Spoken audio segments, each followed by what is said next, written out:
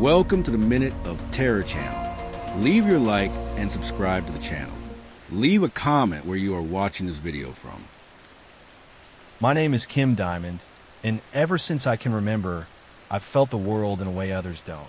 Whispers that slice through silence like knives, shadows that move when no one's watching, a chill that grips my chest like an invisible hand, squeezing my soul. I grew up with these feelings, as if something beyond the veil of reality was watching me, waiting for the perfect moment to reveal itself. I'm the goth girl, the one who reads tarot, who sees auras flickering around people, who gets chills for no reason at all. When I saw Jeff's online ad for a tour through Black Hills Forest to unravel the mystery of the Blair Witch, I felt a tug in my gut, like an invisible rope pulling me. It wasn't just curiosity. It was like the forest already knew my name, calling me in secret, whispering through the wind. I grabbed my worn black backpack, put on my onyx necklace for protection, a warm weight against my chest, and tucked my tarot deck into the side pocket, the cards frayed from use. I headed to Burkittsville, Maryland, with a mix of excitement and fear. Deep down, I knew this wasn't just an adventure. Something bigger, something dark, was waiting for me, and I couldn't ignore the call. We arrived at dusk, the sky painted orange and red, like it was bleeding over the treetops. The group was small but diverse, each person there for their own reasons. Jeff was the leader, an eccentric guy with messy hair and eyes gleaming with obsession. He lived for the Blair Witch Project, that fake documentary that became a craze, and dreamed of making his own, proving the legend was real. Erica was a Wiccan, with flowing purple hair, crystal bracelets jangling with every move, and a spiritual energy that seemed to light up the air. Tristan and Steven were a couple of intellectuals, both wearing thin-framed glasses, writing a book about the witch legend, their notebooks filled with scribbles and theories. Black Hills Forest swallowed us as soon as we stepped onto the trail. The trees were tall, their branches twisted like broken fingers, pointing at us as if accusing us of trespassing. The air was thick, heavy with a silence that felt alive, like the forest was breathing, watching us with invisible eyes. "Don't you feel that?" I asked, my voice trembling, my heart pounding so hard it felt like it might burst. Jeff let out a forced laugh, saying it was just my psychic intuition messing with me, a comment that made Steven smirk. Tristan just stared into the forest, her eyes narrowed, while Erica smiled, a cryptic smile, like she knew something I could only feel deep in my soul. We set up camp near the ruins of Rustin Parr, the killer who, in the 1940s, murdered 7 children, supposedly driven by a supernatural force whispering orders in his mind. The place was pure unease, a void that seemed to suck the light away. Broken stones covered in moss littered the ground, twisted trees murmured with the wind, and a damp smell of earth and decay hung in the air. Jeff set up cameras everywhere, wires and tripods scattered like spiderwebs, determined to capture evidence of the witch, his face lit with a near-feverish excitement. We sat around the campfire, the crackling flames echoing in the darkness, the only sound that seemed to tether us to reality. We sipped sodas, the fizz popping in the cans, trying to relax, but fear grew silently, like a shadow creeping closer. Erica performed a Wiccan ritual, lighting white candles that flickered in the wind, drawing a circle of salt around the camp, invoking the 4 elements, earth, water, fire, air, to protect us. She chanted softly, her voice a gentle contrast to the darkness around us. But I saw the shadows beyond the firelight. They moved, stretched, forming distorted faces, hands that seemed to reach for us, as if the forest rejected our presence. I heard children's laughter in the distance, a sharp, unnatural sound, like it came from inside my head, echoing in layers. "Did you hear that?" I asked, my heart racing, the onyx necklace warm against my skin, like it was trying to warn me. No one answered. Tristan told stories about Ellie Kedward, the woman exiled in the 18th century, accused of witchcraft, tortured, and cursed, her soul trapped in the forest.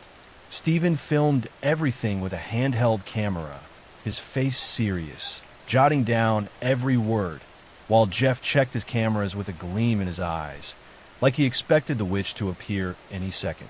I touched a tree on instinct, my fingers brushing the rough bark, and a vision hit me like lightning, stealing my breath.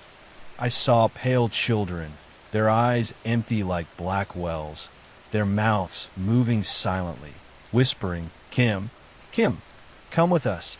Their faces were gray, their clothes tattered, and the air around them felt suffocating, heavy with death. I screamed, falling to my knees, the world spinning, the forest humming in my ears. The others rushed to me, holding me, saying I was imagining things, that it was exhaustion or fear playing tricks. But I knew it wasn't. We lay down in the tents, the fire dying slowly, the red embers glowing like eyes in the dark, watching us. The forest cold felt alive, creeping under the canvas, touching my skin like icy fingers, searching for something inside me. I closed my eyes, trying to convince myself it was just paranoia, but the weight in my chest grew. My last thought was, why did I come here? What am I doing? Then darkness fell. It wasn't just the night. It was a total void, like the world had been erased, and something inside me had been touched, marked, possessed by something that didn't belong. I woke up with the sun burning my face, my head throbbing like I'd been hit by an invisible hammer. The air was damp, heavy, and the forest silence seemed to scream, a low hum that vibrated in my bones. I looked around, confused, my heart racing, pounding so hard it hurt. The tents were intact, but something was terribly wrong. 5 hours had vanished, like time had been stolen from us. No one remembered anything. Not Jeff, with his frantic gaze. Not Erica, who looked pale as a ghost. Not Tristan, clutching Stephen's hand tightly. Not Stephen, scribbling in his notebook with trembling fingers. Jeff's cameras were destroyed, wires ripped out, tapes torn and scattered across the ground like something had shredded them with rage, with purpose. What happened? Jeff yelled, kneeling to pick up the pieces, his face pale, his eyes wide, like he doubted reality itself. My body shook, a void growing inside me, like something had lodged in my chest during the night. Something that didn't belong, something crawling under my skin. I touched the ground, the cold, damp earth under my fingers, and another vision came, so vivid it nearly knocked me down. Us, dancing around the campfire, laughing uncontrollably, our eyes black as ink, our voices echoing words in a forgotten tongue, words that sounded like a sinister chant. My breath stopped, the onyx necklace warm against my skin, pulsing like a heart. "This can't be real," I whispered, but my voice sounded weak, lost, like it wasn't mine, like someone else was speaking through me. We decided to abandon the forest and head to Jeff's house, an old, isolated cabin he used as a studio for his eccentric projects. On the way, we stopped at a convenience store, the neon sign flickering like a warning, a signal I couldn't ignore. I bought a new tarot deck. My old one had vanished, like the forest had swallowed it along with a piece of my soul. While driving, I saw flashes in the rearview mirror, a hooded figure following us, its face hidden by a black hood, its eyes glowing like embers in the dark. I looked back, but the road was empty, the asphalt shimmering under the weak sun, mocking me. My skin prickled, and the necklace seemed to pulse hot, like it was trying to shield me from something I didn't yet understand. At the cabin, Jeff played the recovered tapes on an old, dusty monitor, the screen's glow reflecting on our pale faces. What we saw left us speechless, the air trapped in our throats, the silence so heavy it felt crushing. Us, screaming words in a strange tongue, like an ancient chant that shouldn't be heard. Erica running into the forest, screaming, her purple hair flowing, her arms open like she was embracing the darkness. Tristan shaking, her body convulsing like something was controlling her from within, her eyes wide with terror. And me, I was there on the screen, speaking in a voice that wasn't mine, my eyes glassy, holding something dripping red, something viscous that stained the floor. My mind spun, my stomach churning, the world unraveling around me. The cabin became a living nightmare, a place where reality seemed to bend. Doors slammed shut on their own, creaking like they were screaming in agony, the sound echoing through the halls. Lights flickered, turning off and on in wrong rhythms, like they followed the beat of an invisible heart, a heart that wasn't human. I felt cold touches on my neck, like icy fingers sliding across my skin, leaving a trail of chills up my spine. Tristan started acting strange, talking about dreams of a woman with flaming eyes calling her name, promising secrets, promising power. Stephen yelled at her, saying it was nonsense, that she was letting her imagination run wild. But I saw the fear in his eyes, the sweat dripping down his forehead, his hands shaking as he gripped his notebook. Erica vanished for hours inside the cabin, and when she returned, she was covered in scratches, her face pale as wax, her eyes wide, muttering about offerings to the forest and sacrifices to appease something ancient. I tried to read my tarot, desperate for answers, my hands shaking as I shuffled the cards, but they came up inverted. The tower, falling in flames, promising destruction, death with its scythe gleaming in the dark, the devil laughing at me, its horns shining. Something touched us, I said, my voice trembling, the necklace heavy against my chest, like it was trying to anchor me. No one wanted to listen, like they were denying the truth to avoid madness. At night, I heard moans from the basement, children's voices crying, begging for help, their words echoing like an eternal lament, cutting through the silence. I went down alone, my flashlight trembling in my hand, the beam slicing through the darkness like a knife. The walls were covered in symbols painted with something red and sticky, something that smelled of iron and decay. My heart raced, the air growing thick, hard to breathe. A voice whispered in my ear, clear and cold, like it was inside my head. "You're mine now, Kim." I ran upstairs, tripping on the steps, my heart in my throat, but the cold followed me, like the entire cabin was breathing with her, like she was the cabin. Everything collapsed like a house of cards in a hurricane, reality shattering around us. We watched more tapes, and what we saw destroyed any sanity we had left. Us, attacking a group of people in the forest, our hands stained red, our faces blank, like puppets moved by invisible strings. Me, holding a knife, my face empty as blood dripped from my hands, staining the earth. Tristan, with a dead stare, moving like something was controlling her. Jeff, filming it all, his eyes gleaming with a sick intensity, like he was reveling in the chaos. "This isn't real," I screamed, my voice echoing in the cabin. But the images didn't lie, each frame an accusation. My mind refused to accept it, but my body shook like it knew the truth before I did, like my own blood was screaming. Tristan lost control completely, possessed, climbing walls like a living shadow, her body moving in impossible ways, her bones cracking, her pale skin glowing under the dim light. She screamed in voices that echoed from another world, words that burned my ears, words that didn't belong to this plane, words that seemed to tear reality apart.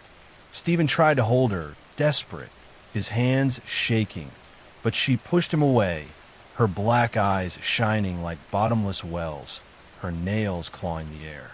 Jeff locked the doors, paranoid, yelling that the witch was inside us, controlling every move, every thought, every breath. Erica, sobbing, confessed that her ritual opened a portal to something evil, something that shouldn't have been called, something that now laughed at us, its presence filling the cabin. Then she vanished. We found only a trail of blood on the floor, running to a wall where it stopped, like the air itself had swallowed it, like the cabin had drunk it. I ran to the attic, my heart racing, the air heavy as lead.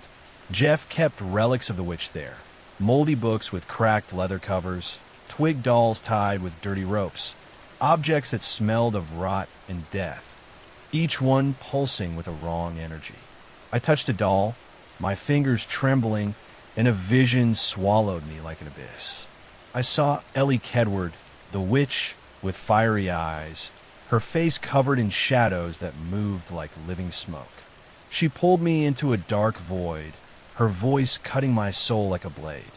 You woke me. Now you're mine. I fought to come back, screaming in my own mind, but the cabin shook, the floor cracking, objects flying like they were pulled by invisible hands.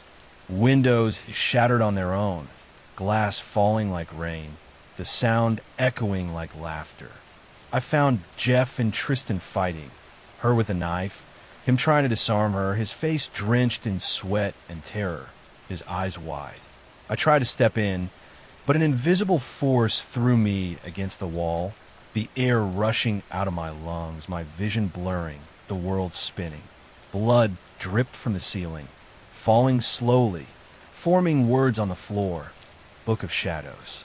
I screamed until my voice broke, until nothing was left but fear, a fear that felt alive, crawling inside me, taking over every piece of my soul.